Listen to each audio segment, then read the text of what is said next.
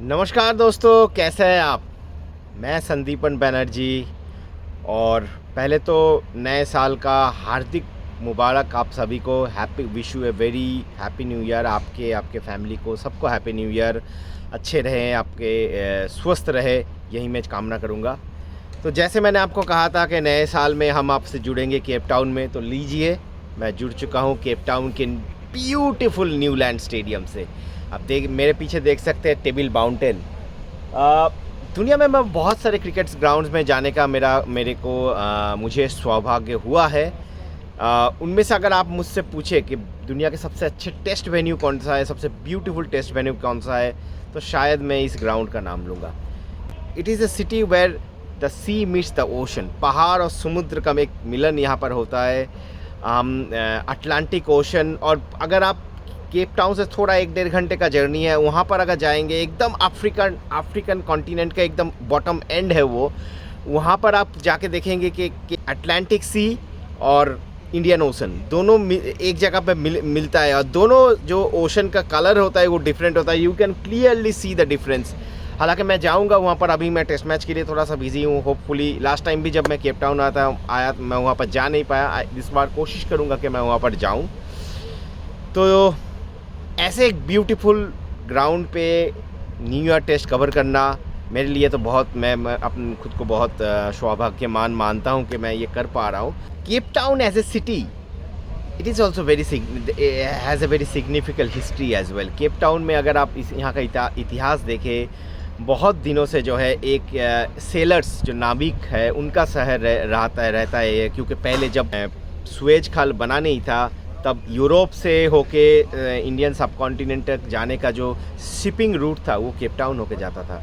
और cap Town एक ऐसा जगह होता था जहाँ पर सारे देश विदेश के जो है यूरोपियन, एशियन सारे जो सेलर्स है वो एक जगह मिलते थे यहाँ पर। और मिल के इस शहर को एक्चुअली कहा जाता था the city of hopes. Cape Town को बोला जाता है द सिटी ऑफ होप्स। और यहाँ पर कंडीशंस ऐसे होते थे कि नाविकों के लिए थोड़ा सा रफ सी होता था।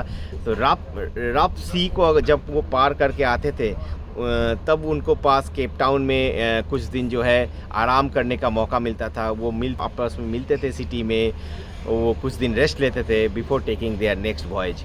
तो इसीलिए केप टाउन का है एक बहुत लंबा हिस्ट्री रहा है। सिटी ऑफ होप्स कहा जाता है। और शायद ये city of hopes Indian team के लिए भी नए साल में एक क्योंकि आशा का काम करे। इंडिया इस ग्राउंड पे अभी तक एक टेस्ट मैच जीते नहीं है। तो इस इतने सुंदर एक ग्राउंड पे एक न्यू ईयर टेस्ट, यहाँ का ट्रेडिशनल टेस्ट मैच होता है। तो इतने सुंदर एक वेन्यू पे अगर आपने एक टेस्ट मैच जीता नहीं है, तो इंडिया का जो इलस्ट्रियस टेस्ट हिस्ट्री है, क्रिकेट का रिकॉर्ड है, उससे ठीक मेल नहीं खाता है कि आपको दुनिया के सब जगह में जीतना है। तो अगर आप इस वेन्यू पे एक टेस्ट मैच जीते नहीं हो, इससे पहले आपने 6 मैच खेले हैं, 4 हारे हैं उसमें से आप, तो it doesn't fit with the illustrious history of Indian cricket.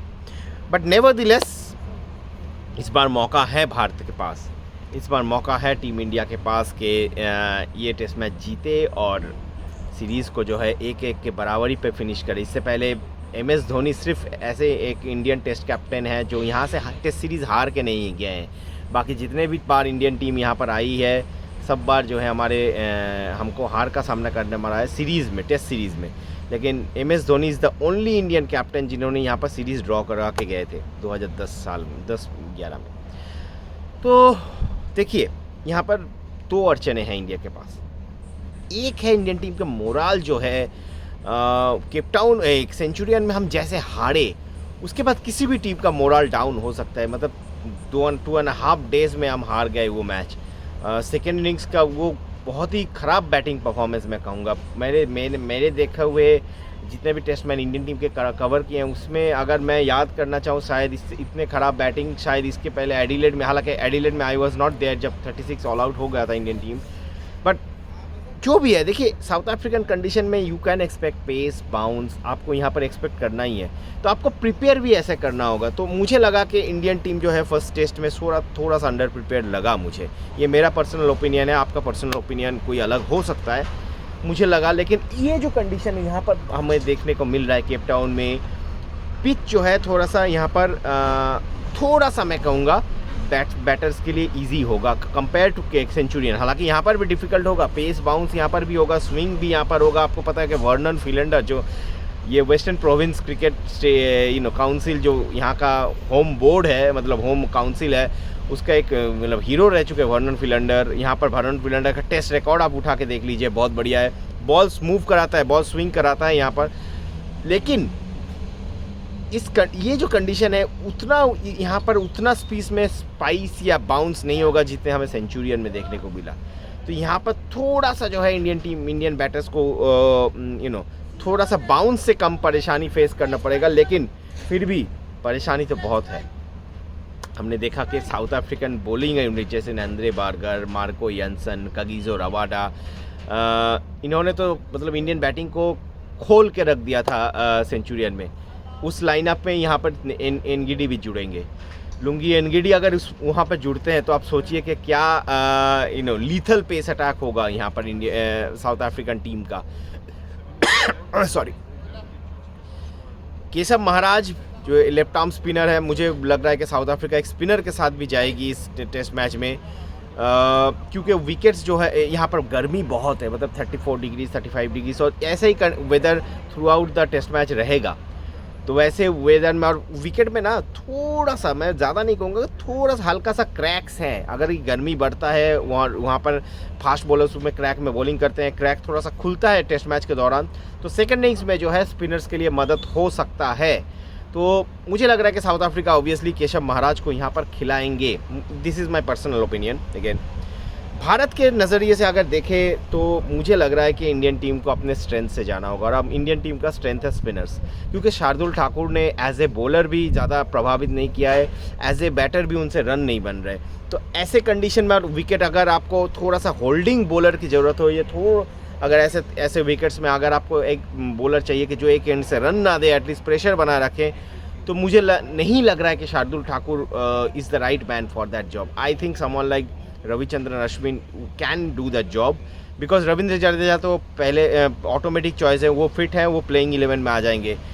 मुझे ये भी लग रहा है कि मुकेश कुमार जो है वो भी प्लेइंग 11 में प्रसिद्ध कृष्णा की जगह आएंगे। तो इसीलिए मैं कहूँगा कि शार्दुल ठाकुर की जगह पे मुझे ये लग रहा है कि आपको एक स्पिनर ही खिलाना चाहिए, क्योंकि 3 पेसर आपके पास है पेस फ्रेंडली कंडीशंस को एक्सप्लॉइट करने के लिए। लेकिन ये यहाँ पर अगर विकेट में क्रैक्स होते हैं, क्रैक्स थोड़ा सा खुलता है, तो जो है आपके पास दुनिया के 2 बेहतरीन स्पिनर्स हैं जो ऐसे कंडीशंस को यूज़ कर सकता है। और रविचंद्रन अश्विन, रविंद्र जडेजा जैसे बॉलर कंडीशन के ऊपर डिपेंड नहीं करता। आप किसी भी कंडीशन में, जैसे कि शेन वॉर्न, मैं कंपेयर नहीं कर रहा हूँ, मैं ऐसे बोल रहा हूँ कि शेन वॉर्न, मुथैया मुरलीधरन जैसे बॉलर अगर आपके पास है तो आप किसी भी कंडीशन में, अगर आप सीमेंट के पिच में भी खेल रहे हो तो उनको खिलाओगे। हालांकि अभी तक रविचंद्रन अश्विन, रविंद्र जडेजा वो लेवल नहीं पहुँचे हैं as a bowler, but still they are in contemporary cricket they are probably the best in the world. So अगर आपके पास ये 2 स्पिनर हैं तो आपको ये खिलाना चाहिए यहाँ पर, क्योंकि साउथ अफ्रीकन जो बैटिंग लाइनअप है थोड़ा सा इनएक्सपीरियंट है इनके पास, स्पेशली क्वालिटी स्पिन के मामले में। क्वालिटी स्पिन इतना ज़्यादा नहीं खेलते हैं वो ऐसे कंडीशन में। तो वहाँ पर है जो है आपका एक फैक्टर जो है रविचंद्रन अश्विन हो सकता है। जडेजा तो मतलब अब मैं बार बार बोल रहा हूँ कि जडेजा इज़ ऑटोमेटिक सिलेक्शन, वो तो टीम में आ ही जाएंगे। मैं अश्विन, मुझे लग रहा है कि इस 11 में अश्विन का जगह होना चाहिए। हालांकि मुझे ये भी पता है, जैसे रोहित शर्मा का आज प्रेस कॉन्फ्रेंस हुआ, वो सुन के मुझे जो लगा, बॉडी लैंग्वेज देख के जो लगा, प्रैक्टिस देख के जो लगा, जो इंटरप्रिटेशन मैंने किया है कि शार्दुल ठाकुर शायद इस टेस्ट मैच में खेलेंगे और इंडिया 4+1 कॉम्बिनेशन से ही जाएगा। लेकिन फिर भी अगर मेरे पास अगर मैं डिसीजन मेकर होता तो मैं अपने स्ट्रेंथ पे यहाँ पर जाता, मैं 2 स्पिनर को खिलाता। देखिए ऐसे कंडीशन में फर्स्ट इनिंग्स बहुत इंपॉर्टेंट हो जाता है, क्योंकि ये जो साउथ अफ्रीका, ये सेना कंट्रीज़ जो हम कहते हैं, इंग्लैंड, न्यूजीलैंड, यहाँ पर 4th इनिंग्स में, हालांकि इंडियन कंडीशन में भी 4th इनिंग्स में चेज़ करना डिफ़िकल्ट होता है, बहुत ही डिफ़िकल्ट होता है, लेकिन ऐसे कंडीशंस में भी 4th इनिंग्स में चेज़ करना बहुत डिफ़िकल्ट हो जाता है। विकेट खुल जाता है, थोड़ा सा अनइवन बाउंस होता है। तो टॉस ऑफ कोर्स बहुत इंपॉर्टेंट होगा। जैसे कंडीशंस हैं, कोई भी कप्तान चाहेगा कि यहाँ पर टॉस जीत के बैटिंग करे, रन बनाए, 350 के आसपास फर्स्ट इनिंग्स में रन बनाए, तो फिर आप अपोजिशन के ऊपर प्रेशर डाल सकते हो। इंडिया को ये मान के चलना होगा, अगर वो टॉस जीते डेफिनेटली। अब मुझे भी लग रहा है कि they will definitely bat first. तो उनके ऊपर के जो बैटर्स हैं, जो उनमें यशस्वी जायसवाल, शुभमन गिल जैसे बैटर्स, जो उन्होंने साउथ अफ्रीका में ज़्यादा टेस्ट मैच खेलने का अनुभव नहीं है उनके पास, वो भी चाहेंगे कि ऐसी कंडीशन में रन बनाएं। मतलब कल जो है ना, यहाँ पर एक उत्सव का माहौल होगा। New year test, it's a festive time over year, क्योंकि केप टाउन एक टूरिस्ट स्पॉट है। पूरे दुनिया से यहाँ पर जो है क्रिसमस और न्यू ईयर के टाइम पे टूरिस्ट आते हैं। तो यहाँ पर कल जो throughout the 5 days test match पूरा सोल्ड आउट है। पूरा क्राउड यहाँ पर भरा रहेगा, फेस्टिव एटमॉस्फेयर होगा, देयर विल बी म्यूज़िक। आप देखेंगे ऐसे मेरे पीछे ग्रास बैंक जो है, यहाँ पर लोगों को आप देखेंगे कि they are enjoying their time. बहुत सारे फैमिलीज़ यहाँ पर आते हैं। तो ऐसे कंडीशन में अगर आप एज ए विजिटिंग बैटर आप रन बनाते हो, तो आपके कॉन्फिडेंस के ऊपर भी एक बहुत बूस्ट होता है confidence. And someone like Shubman Gill और someone like Yashasvi Jaiswal, someone like Shreyas Iyer, they can establish themselves in test match cricket. At least they mark their arrival. So मुझे ये लग रहा है कि if you ask me, which is my personal opinion, यहाँ पर आप अपना नेचुरल गेम ही खेलना चाहिए इन सारे बैटर्स को। शुभमन गिल, हालांकि यशस्वी जायसवाल वैसा कर रहे थे फर्स्ट इनिंग्स में सेंचुरियन में, लेकिन शुभमन गिल मुझे थोड़ा सा वो नंबर 3 पे अनकम्फर्टेबल लग रहा है मुझको। It's is my opinion. वो थोड़ा सा अपना नेचुरल गेम नहीं खेल पा रहे हैं। लेकिन मुझे भी लग रहा है कि आज आप शुभमन गिल जो है अपना नेचुरल गेम खेले, विकेट बॉल बैट पे आएगा। यहाँ पर हॉरिजॉन्टल बैट्स और वो अच्छा खेलते हैं। लेकिन कि ये होगा कि साउथ अफ्रीकन बॉलिंग यूनिट जो है, जो कंसिस्टेंट है, अपने परसिस्टेंट लाइन और लेंथ जो है यहाँ पर 5 मीटर लेंथ और 7 मीटर लेंथ के बीच में डालते हैं, उस लाइन और लेंथ को आप कैसे नेगोशिएट करते हैं, इसके ऊपर बहुत डिपेंड करेगा। बॉल यहाँ पर कहा जाता है कि साउथ अफ्रीकन कंडीशन में बॉल खेलने से भी इम्पॉर्टेंट है बॉल छोड़ना।